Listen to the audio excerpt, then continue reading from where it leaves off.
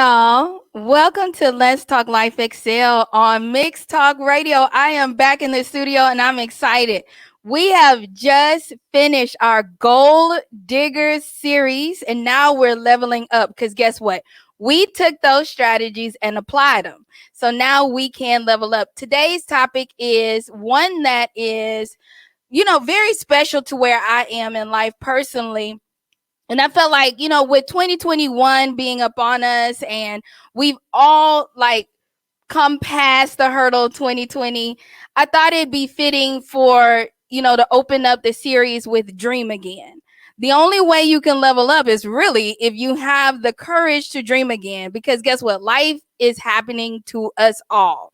I know the adage is you're not the only one going through this.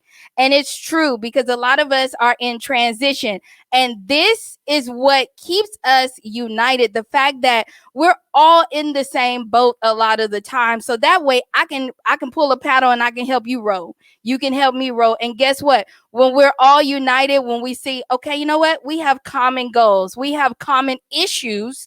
So that way we may have common solutions, right? Because there is nothing new under the sun. I hate to break it to you.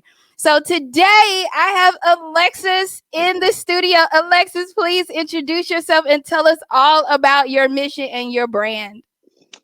Hello, everybody. My name is Alexis Harrold. I was born and raised in Natchitoches, Louisiana. I currently reside in the Houston, Texas area. And so I am an payroll tax accountant as my full time job. I am married with two children, Jordan and Joy. My husband's name is Reginald, but I also am an entrepreneur. I have two businesses that I currently run, a tax preparation company, Harrell and Associates, and then a jewelry business, which is called Joyful Jewels, which I named after my daughter. I wanted her to have the vision that you can do anything that you put your mind to. You don't have to be confined to what you think is expected of you. And so I am just really looking to, as she said, dream again, have new visions, new hopes, new ideas, and so I am super, super excited to be here. Thank you so much.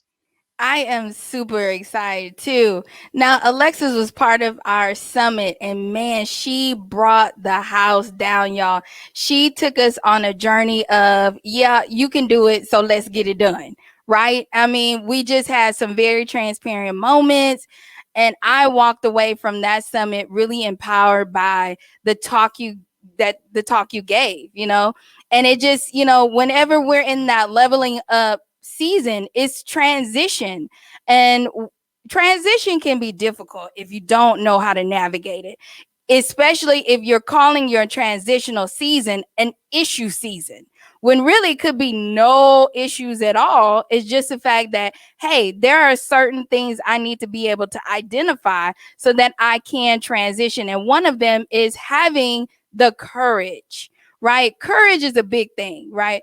Trusting God in as your source. When you started your business, how important was it to, first of all, recognize that God is going to be your source? So I'm gonna be totally honest, transparent moment. When I started my business, it was simply as a tax shelter. My jewelry business, tax shelter. I'm an accountant. I need a tax shelter. I need a business that not is not expensive, but I need a business that I use for expenses. And so that is my truth moment. I really didn't consult God about it. I really didn't wasn't even thinking that as part of my avenue. But in this past year, God has been began to transition me into something else. Because in this business, I have found that I have an opportunity to touch the heart of God's people through jewelry. And so I needed to identify what God was actually doing. And so maybe a year ago, I began to change my spiritual life with God. And so I began to make an appointment. So at a certain place, at a certain time, every morning, I began to meet God in that place. And so that he could begin to use me for his purpose. So my prayer is that my business will lead people to Christ and they will see God through me by way of jewelry. And so that was kind of the way that I began to lean and depend on God. And so now I'm finding out it's not all about the jewelry. It's about touching the heart of God's people, giving them hope, giving them confidence, and giving them strength to know that whatever they're going through, that God still cares and he's still concerned about them. I transparent moment, my first business, I didn't consult God at all. I didn't even ask him like, hey, what you think about this? Oh Lord, is this the right way? Should I go left? Should I go right? I was just like, boom, business idea done. Very Yes, goal oriented. You guys, I'm wearing merch. If you're watching the show via video, then you see that I am focused. That would sum me up. If anybody could sum me up in one word, they would say she's focused, period. So you period. guys, I am rocking what I am. It's so honest, truth moment. And I had to learn that when I don't consult him on things, then I find out a lot of truths the harder way. Now, that's not to say when you are operating in purpose and you are doing the assignments that are given to you at that moment to do, that they're going to be easy either, right? Because Hmm. I had to have a level of courage. Man, y'all, started my first writing my first book. Let's go all the way back. It started with a book, and it was Therapy for Your Soul, Book of Poetry. Never forget it. I would pull off the highway, the road, wherever I was, if I felt, a poem or a thought or a quote or anything I felt like, life was trying to say to me, right? Some people call it life, universe, God, whoever. At the moment, it was the word was that was being spoken to me. And I remember putting it all together, giving it to people that I knew, right? Because it's safe when you give it to people you know. It's like, hey, what you think about this? Because we're hoping that they give us the green light Yes. versus people we don't know. And it was like, you should publish it. And I'm like, what? No. Oh, how could I? What ifs? That's the moment the what ifs started to infiltrate my mind. What if people don't read it? Hmm. Have you ever experienced any what ifs when it comes to business? Oh yes, all the time. Because I go um live and where I display my jewelry all the time. And so I'm always, what if nobody shows up? What if nobody buys anything? What if nobody likes it? What if I look strange? Or what if I don't talk as proper? Or what if I don't speak as they would like me to speak? And so it's always a what if. But the biggest what if is, what if I fail? And so failure is not the end all. All right. If you don't fail, then you're obviously not doing anything. And so I'm always a what if type of person. Always thinking the worst. And what if this doesn't work? What if that doesn't work? And when I really need to be focused on what if it does? Not what if it doesn't, but what if it does work? What if they do watch? What if they do buy? What if I do touch the heart of the people? What if I do change one life? What if it does work versus the negative side? What if it doesn't? I love that because, and I was trying to find. I'm always taking notes. Y'all know I'm taking notes. I'm on the phone trying to find my notes. But you know what? That is where I am right now in my own personal life, is focusing on the what if it do work out? What if everybody shows up and you have more people than you expected? What if the relationship is good? What if he Mhm. is the one? What if she is the one? What if you do get the job? What if the business takes off? So as humans, we're just wired.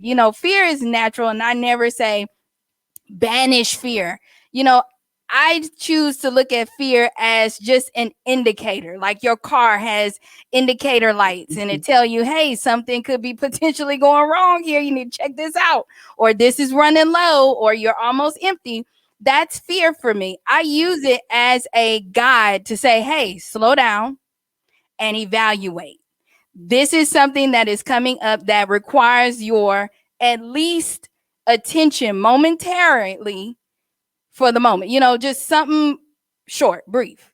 Because when Mhm. we stay in a place of fear, then that's when it becomes a trap versus like a catalyst. It could be you getting afraid and you're just like, oh, I'm so scared. And then you think like, man, no, okay, let me identify what is causing me to be afraid. Is it insecurity? Is this something new? Is it about control?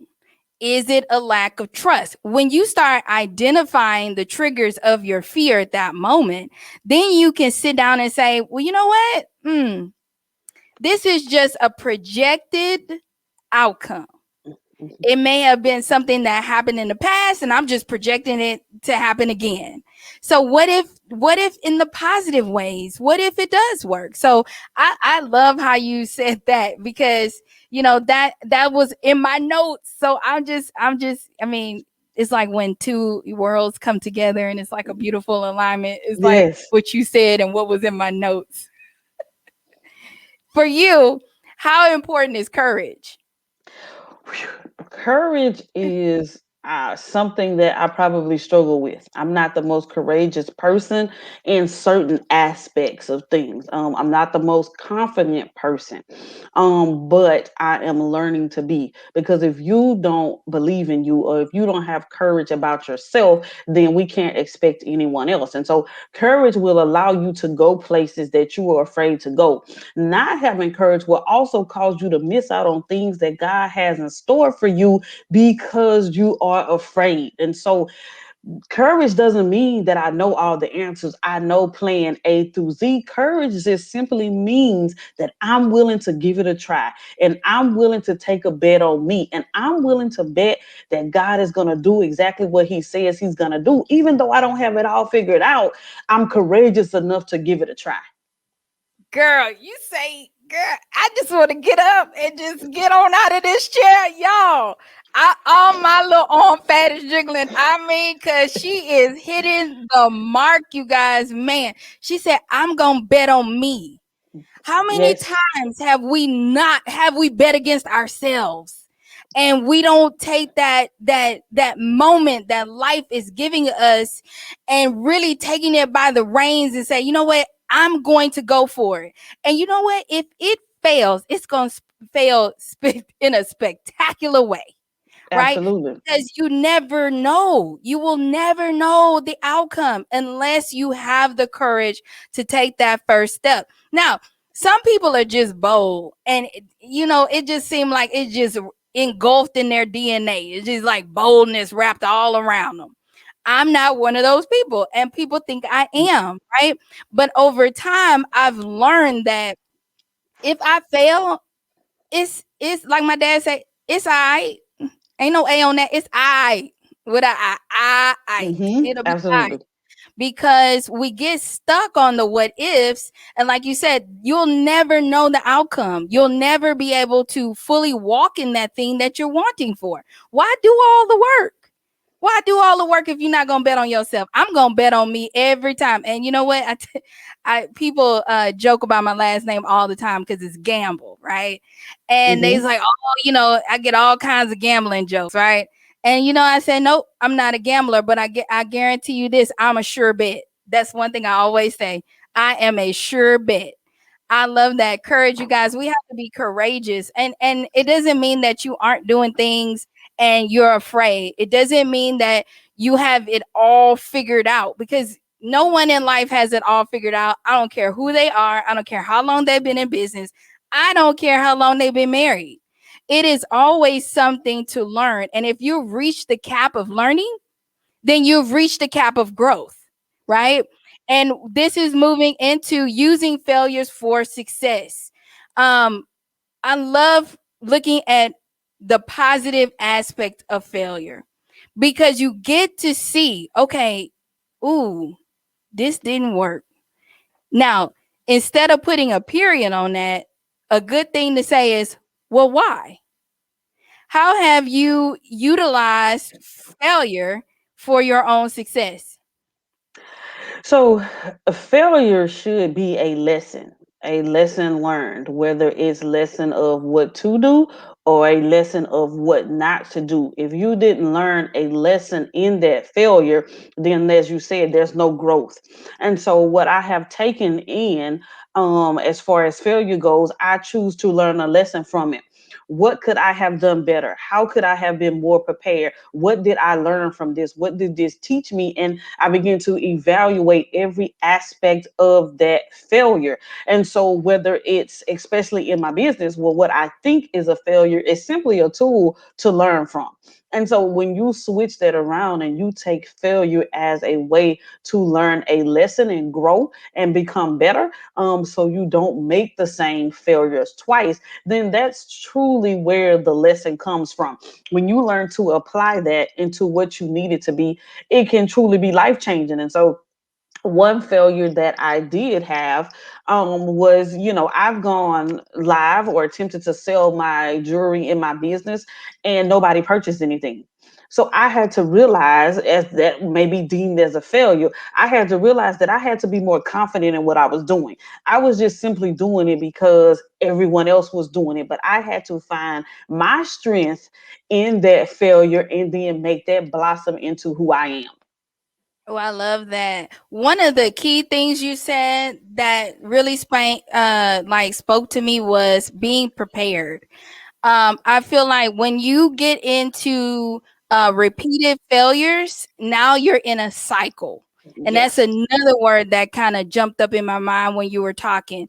When you're prepared, now here's the thing, you could be well prepared, you could have done everything from A to Z and still encounter failure. But it is a better notion to be prepared than to be unprepared.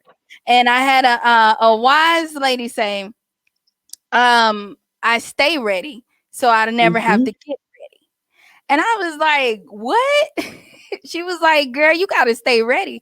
And, over time, I learned that, when I'm always in a state, and when I say always, I mean, not like every second of the day, but when I'm in a state of having a growth mindset, well, how can I learn from this? Or how can I look at this negative situation in a positive way? Or is there something I can take away from it? Because you said it earlier, I can always learn what not to do. So if you're in a job and it's Hmm. stressful and you have just let's just be honest, worst boss ever. Let's just call it a spade. And and you want to eventually be a boss, there's a good lesson in that, because now you get a chance to learn how not to treat people that are under you, because I guarantee if you take Hmm. that as a lesson, then you can learn it and apply it. And then when you figure out ways, okay, well, I really don't care for the way he speaks to me or the way he tries to motivate me to get me to do work, maybe by bullying or threatening, then I can take this. And when I have a team, I can look for their strengths and I can honor them by giving them projects that fall in line with their strengths and their likes. I can actually listen to them. And then I can use a more positive approach to motivate them to get them to do their work. So it's, you can take these negative experiences and funnel them into something positive. Then that way you can say, well, if I had to experience it, okay, I was chosen for that. But I don't have to continue the cycle by projecting this onto the next person that I have in my life, in my reach. So I like that you said being prepared. Being prepared is also asking for help. Ooh, we get those big old egos. We get trapped by current culture. I'm a grind by myself. I'm a hustle on my own. No, ma'am, no, sir. You need to stop sometimes and ask for help. Have you ever had moments where you just had to kind of just humble yourself and ask for some help? Yes, and we get so caught up in, like you just said, I'm self-made. Okay, self-made this and self-made that. This is my opinion. I'm not speaking for the people, but my opinion is nobody is self-made, right? No, people are God made, and then you have some people that helped you get to where you are. And so I'm all about self confidence and believing in yourself and standing strong in yourself. But we're not self made. And so, what I have to ask for help is I have a team of people who depend on me. I seem to want to do it all by myself because I know what it's like not to have somebody there for you. I know what it's like to have questions and don't have people to go and ask them to. So I seem to want to be everything for everybody. And some of these things are not my strong point. And so my where I am today, where I had to ask for help is I'm working on building a leadership team. There are people in this world that has talents and gifts that they're sitting on because nobody has asked them to use them or nobody has pulled those gifts out of them. People simply want to know that they're needed, they're wanted, they have something to help you. And so I'm in a position to where I need to ask for the help of the people that are surrounding me, tapping into their strengths, notifying their weaknesses, and then asking them for help because they can make the load a little lighter. No, I totally agree. It's you get to those points where you just have to ask for help, especially this one thing I've learned when you're trying to build something that's way bigger than you, right? Mm-hmm. 'Cause if I can do my business all by myself all the time, then what impact am I really having? Because I think what 2020, and I say it all the time, showed us is how interdependent we are. It take me buying t-shirts or buying jewelry or utilizing tax services from tax Mm-hmm. professionals. It take all of that support. And when we were distanced, that support slowed down and we saw the effect on businesses, the effect on relationships because we need each other. Yes. We need each other to build, to grow, to level up.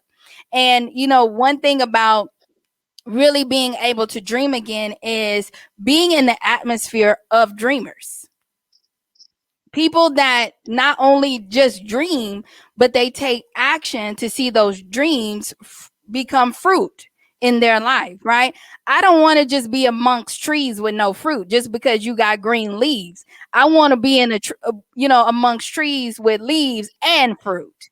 Right? Because you can be around people that are good people, good for you. Y'all have a good time, not necessarily anything negative going on. We're not even looking at that aspect, but it's a difference when you're in the atmosphere of people who dream big and go for it. That is a whole nother group. And I call my group the squad. So shout out to Ignited Swag and Kingdom Talk. That's Keandra and Jesse Upson, Anthony and Josephina Thomas. Shout out to you guys for being my group of not only just dreamers but doers.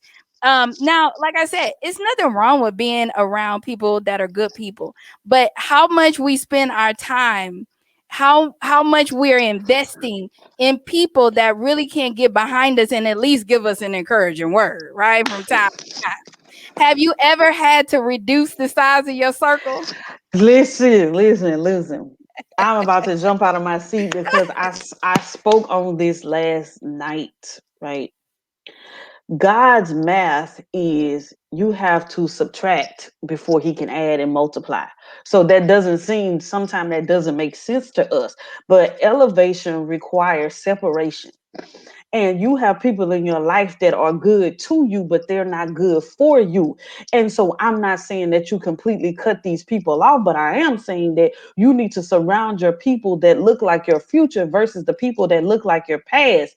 You need to surround yourself with people that are headed where you're going, people that if you have a dream they can be a dreamer with you, they can be a drive, they can be a motivate you, and they can hold you accountable for what you need to be held accountable accountable for. We often want to keep people in our lives because they've been in our lives for so long, for a certain length of time, when they have run their course, they have run their season, and God can't take you to the next season because you're still holding dead weight. Those trees that are bearing no fruit, you're still holding on to them, and you can't get to the destination because if God takes you there, they will bleed you dry. And so I And just I just need to give a quick shout out. I have a squad, but I have one special person in my life. She's my cousin by blood, but she's my sister. I call her my sister. Her name is Star. I don't care what vision, dream, hope I call her with, she believes it's possible. If I say I'm going to sling stars in the sky, she doesn't know how I'm going to do it, but she's willing to help me find a way. Every day, she's sending me ideas. She's sending me things to do. She's pushing me. She's making sure that I did what I said I was going to do. And she's holding me accountable, but she's willing to help me get there. She's not just giving me lip service. She's willing to help me. oh, I love that. Cause you know the difference between somebody that's just like, yeah, girl, uh-huh, yeah, okay, girl, all right, sis. And then the minute you like, hey, I got some jewelry, she like, oh, um, well, girl, maybe next time. It's the difference. Or just like, sis, bet I got you. Let me share this post. Or you know what, if I can't partake in it, it's some things my friends have done that I couldn't, wasn't my thing, but I promoted them or I told someone else about them. So it's not to say that all your friends have to just be pocket deep in everything you're doing, but they should be there actually pushing you, moving you forward, whether it's through motivation or empowerment or picking you up when you feel like you're going to fail, giving you that empowering message or telling somebody about what you do in all the manners in which help you really level up and grow. Now, another one is, ooh, and I've struggled with this more from a control issue, but one of my topics is over personalization, being a perfectionism. And y'all see, I couldn't even get the word out because I definitely know I'm not perfect. So just dealing with control and having that control in your life. How have you dealt with just saying, you know what? No, this is all I can offer right now, and being okay with that. I'm not there at all. I'm not there with controlling in that aspect. Yes, ma'am. I normally allow people will take all that you give until you have nothing left. And so I normally I don't have a cutoff point. I'm working on it. This past week, I've really been trying to say, no, this is all I got for you. I cannot give any more. But then also in business, if you're going to grow, you have to relinquish control to people that you can trust, which is an important as to why you need to build a relationship with the Father so he can show you who those people are that you can release that control to. Because if you're constantly holding on to everything, you have no room for new things. And so your plate will eventually get full and run over. And that's when you start to drop balls. You start to miss things. Things start to happen. You begin to fail because you didn't relinquish control or allow someone else to help you. And so I'm really working on that. Another thing I'm caught up in is I feel like that it's my responsibility to save everybody. And I have to realize that that's not for me to do.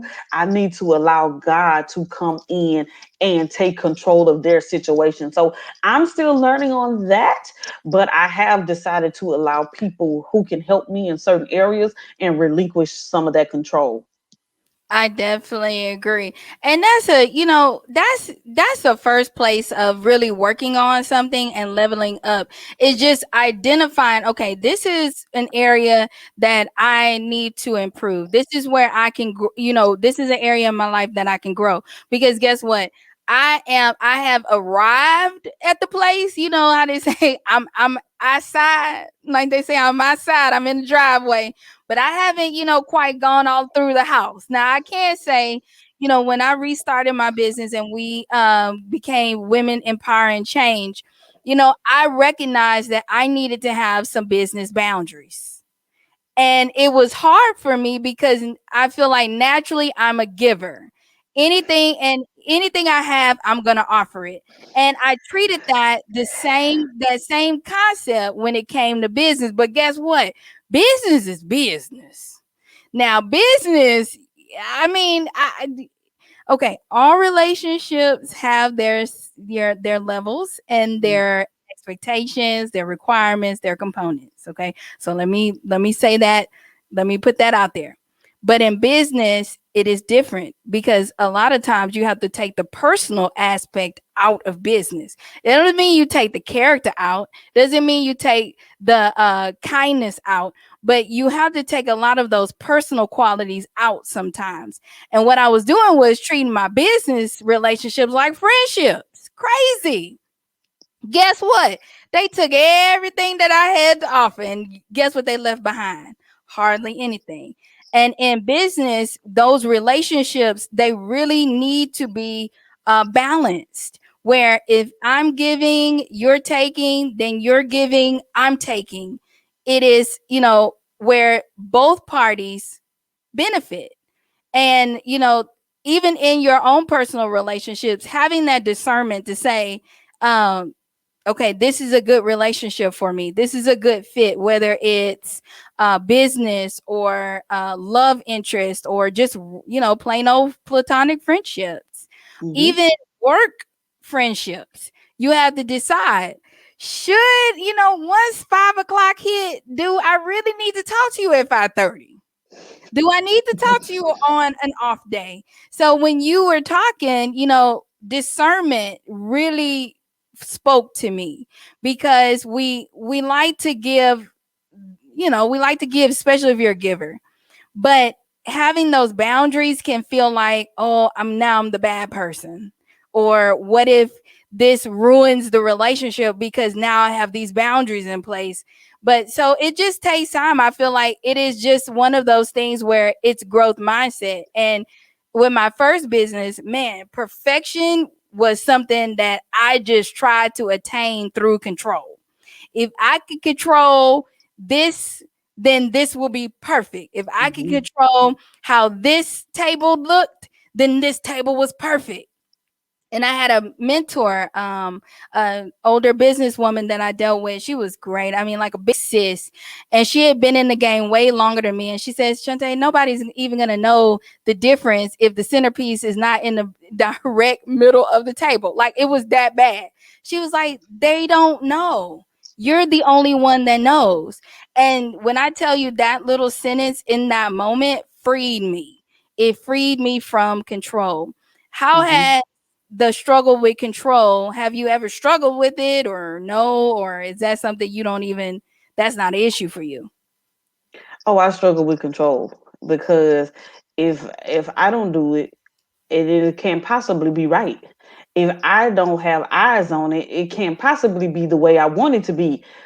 I struggle with that. So I want my hands into every little thing because I have to know that I have to be in control, and it only holds you down because you cannot control every single thing. You cannot control every aspect. You cannot control every decision. It only slows you down, and it only um causes you not to grow in other things because you're trying to control so much. So something is not getting your attention. So I struggle with that. But I'm learning to release control over some things. No, I I had to sit back, y'all, because she said it all. If I didn't do it, I'm paraphrasing, it couldn't possibly be right. And man, my mom was she said, Shante, there is more than one way to do one thing. And I was Hmm. like, yeah, my way and then the other way that I suggested, right? It's like, okay, of course. Every way that I said was the way. But when I realized that in my business, I was so tight on control, and it was lending itself into my marriage too. And I realized in other areas, like, man, am I struggling with control in other areas too? And I just really, it was a great place to say, you know what, this is another moment for you to really figure out why are you in, why do you have to have so much control? And for me, it was, growing up, it was instability for me. Mm, On one hand, things were stable. On the other hand, things were unstable. So throughout my adulthood, my goal was stability. So if it felt unstable for me, then it caused me a lot of anxiety. It would make me worry. And then I would have to do something to make sure that the outcome was stable for me. Right. And I think we do that a lot subconsciously. We don't go back and say, like, what, where is this coming from? Like, why does it have to be exactly in the middle of the table? Why do, this person has to do something exactly my way? What is it that I'm afraid of happening that will happen? What kind of vulnerability am I struggling with? Because control also means that you don't want to be vulnerable to the outcome. You don't want to be vulnerable to someone else's choice. Maybe someone has to choose, because it's a choice. We all making choices. So yeah, I struggled with control quite heavy in my early 20s. And it's taken, because I'm 40 now, y'all, it's taken every bit of those 20 years to really get a grip on control. The irony, right? Grip on control. I'm just, I'm a little goofy, y'all. All right. All right. So now, which leads us into the last segment here.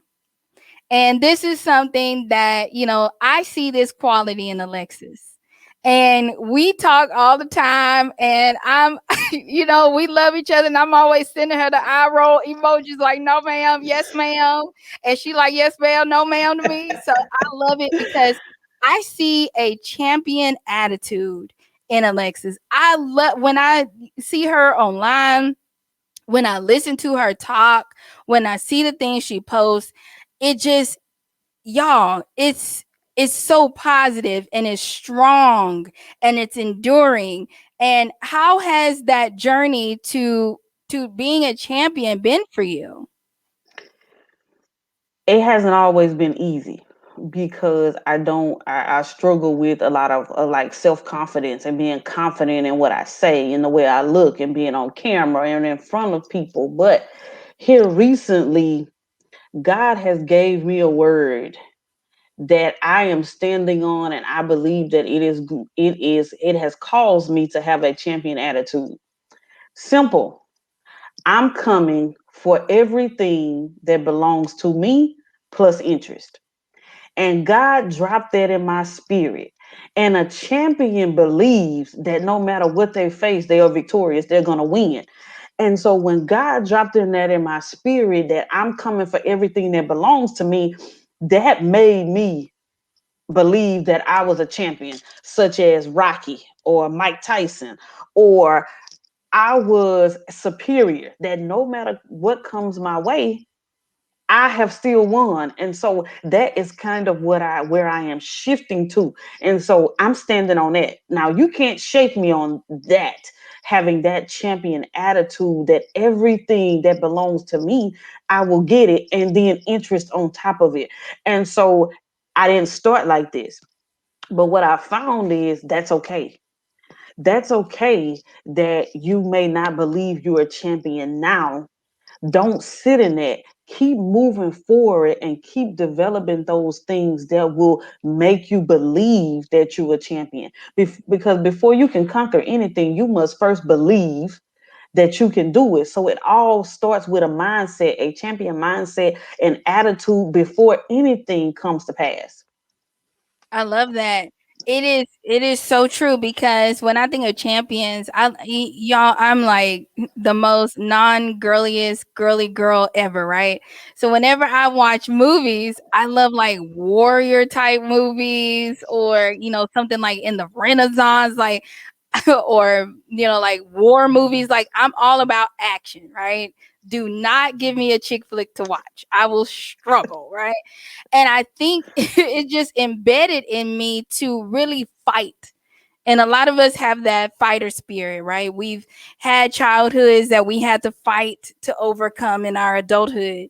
And I in my adulthood, I like to repurpose the fight, because sometimes the fight can be a little taxing. If all you had to do is fight, right? She said, all I had to do it all my life had to fight, right? We heard it because it's true. Some of us been fighting since we were 5, and we still fighting now. But when we look at that and we say, you know what? When we get weary, when we get tired, when it's time to, for we think it's time to quit, we can fall back on that experience that says, hey, if I just keep pushing, if I keep going, I will get there. And, I was telling, making a post one time, and I said, man, I've been in the fight of my life, and all I can hear is the ref counting 1, 2, 3, 4, got all the way to 9. And I'm like, nope, I got to get up. All I had in my spirit was get up, get up, get up. And sometimes in life, you just got to get up. There won't be anybody say, okay, Shunte, all right, Alexis, time to get up, get on up. You got to do it for yourself, because we're all innately equipped with that self empowering tool. Now, life, people, disappointments, failures, even some successes can really wear on our own ability to get back up. Now, for you, have you ever had moments in life? What was better question? What was your most recent moment of overcoming? Probably my most recent moment was when somebody really, really near and dear to me passed away, right? And so I seem to found defeat in that. And so I remember this just as plain as day because it was so unexpected. It was just like a somebody ripped out my heart. And I remember sitting on the couch and crying for hours and hours and hours. And I remember I got sick and I went to the doctor and she was trying to find out what was wrong with me because I didn't have the flu, I didn't have anything, and she was like, what happened before you start feeling this way? And I told her, I said, someone really, really close to me passed away. And she said, people don't believe this is true, but you are going to grieve yourself to death from a broken heart. It was in that moment that I had to decide to get up and fight. So normally in my family, I am deemed the fighter. Going back to my childhood, if something happened, if somebody did something in my family, they would come and find me, and I was ready to go to war. I was ready to fight. But in that moment, I felt so defeated. I literally could not move for almost a week. But when I went to the doctor, it was in that moment that I had to decide to get up and fight. I had to decide that this is life, life happens. And the best way to honor the person is to get up and fight for my life. Like literally, that was something that I had to overcome. It was probably the maybe not the most recent, but it was the one I remembered the most because literally when the doctor said I was going to grieve myself to death, I had to find a purpose and a reason to get up and go to battle, not just for my family, but I literally had to battle for myself. I like that you said that, because there's someone listening right now that is battling, or a lot of us, we have some battles up ahead that we're not even, aware of. And a good thing, to do is just to make sure, what, have a plan. Even have a plan for when you grieve, when you're mourning. Say, okay, you know what, I recognize that I am hurting, and grieve. But also give yourself moments where you say, okay, you know what, I have reached the end of this, and it is time for me to move forward.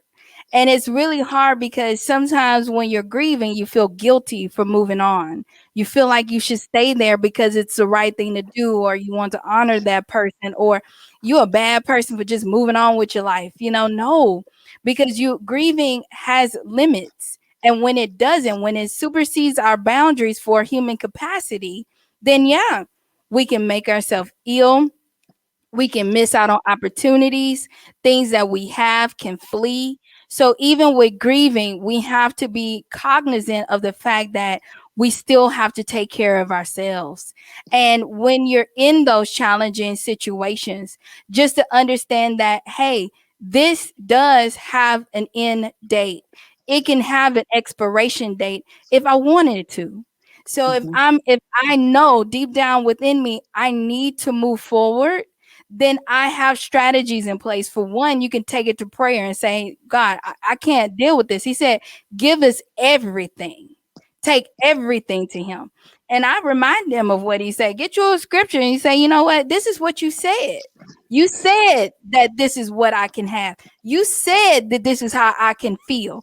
So if I should be able to trade these ashes for beauty and joy and peace, then here are some ashes in my life. These are the things that have either physically died or hypothetically died. It was some dreams that you had that died. It was some opportunities that passed on. So we have to really look at those things in our lives, because it may be some things we still grieving and haven't even really recognized. Are Hmm. you still disappointed about a thing that happened a month ago, a year ago, 10 years ago?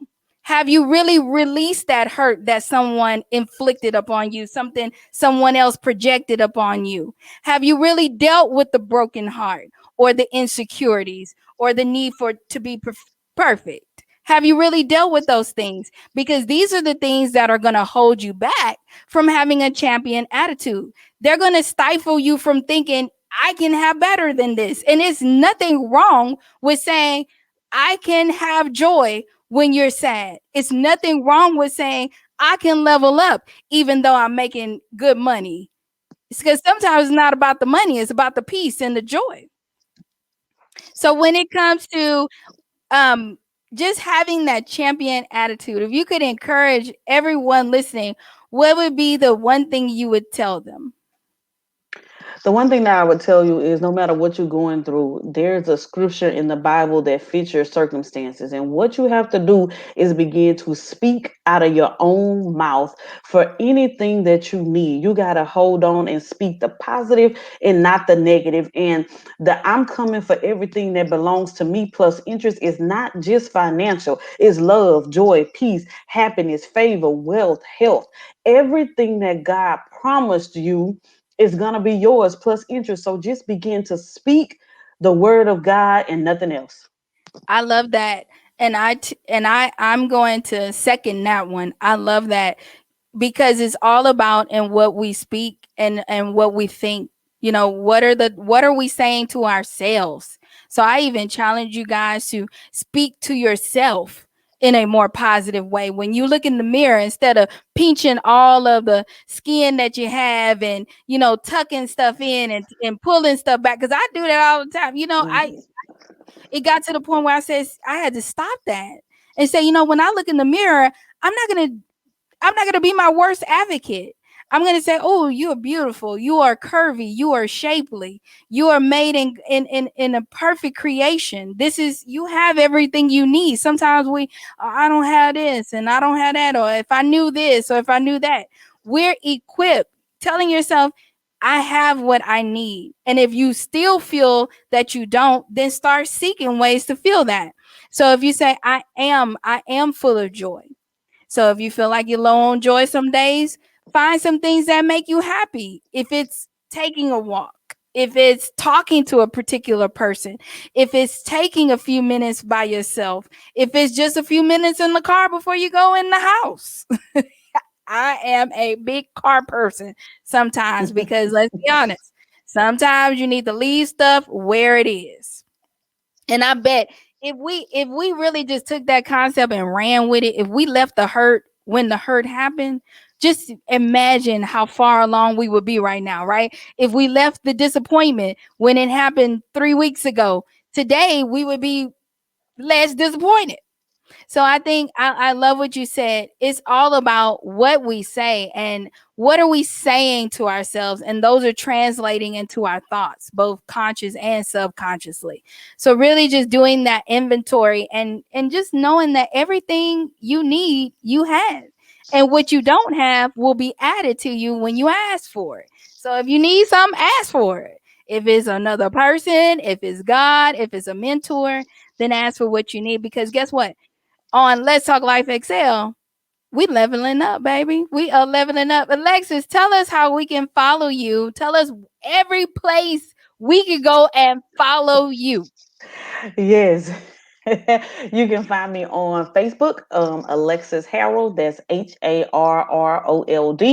You can also find me on Instagram at MRS underscore Harold, Harrold. You can always take time to view my website. That's www.joyful, JOIFUL slash Jules, JEWELS. Awesome. Thank you guys for tuning in to Let's Talk Life Excel on Mixed Talk Radio. Remember, you can find us every Saturday at 1 o'clock at www.mixedtalkmedia.org. And until next time, I hope you guys are leveling up. Bye, y'all.